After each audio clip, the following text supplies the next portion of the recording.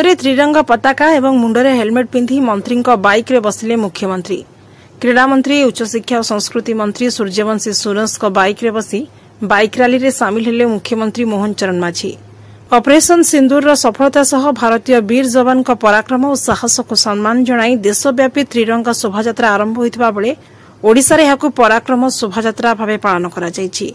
Kalinga stadium रे मुख्यमंत्री पताका देखाई शोभायात्रा शुभारंभ करितबा बेले यापरे बाइक रैली रे सामिल होइतिले, जेउठी से मंत्री बाइक रे बसी एक भिन्न अंदाज रे जाउतबा कैमरा रे कैद होइछि।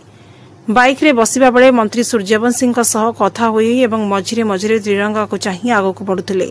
निज सरलपण को नहीं सबुबले बारी होई पड़ुथबा मोहन माझी आज भी भिन्न भंगी रे नजर आसिथिले। तबे मुख्यमंत्री सह दुई उपमुख्यमंत्री एवं अन्य मंत्री मध्य बाइक रैली रे सामिल होइतिले।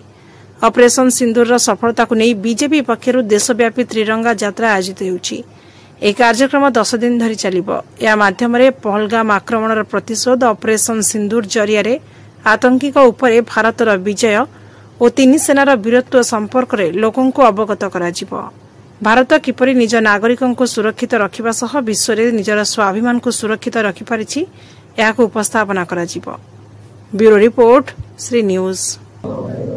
आम देशर तीन बाहिर जवान मानंकु आम माँ मानंक सिंदूरर मर्यादा और संकल्प रक्षा करिथिबारु समानंकु मु सलाम करुछि। आज आपण मानकर सहित तिरंगा यात्रा रे सामिल होई मु निजको गौरवान्वित मन करुछि। देशर अखंडता, देशर एकता और अखंडता रो प्रतीक होछि आम भारतर तिरंगा। शांति हो बा युद्ध हो सबु परिस्थिति रे आम तिरंगा समस्त हृदय रे रही थाए। ऑपरेशन सिंदूर रा सफलता निश्चित भाव रे आज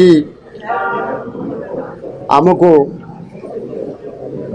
उत्साहित करिछि एवं आज रही तिरंगा बाइक यात्रा आतंकवाद विरुद्ध रे देशर अभियान को आहुरी सशक्त करिवो।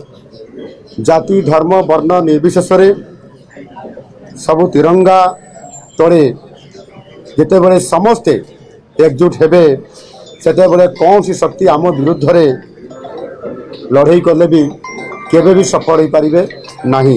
एवं आम देशर सही वीर जवान माने जो माने लड़ाई करुछंती आतंकवाद विरुद्ध रे ता निश्चित भाव रे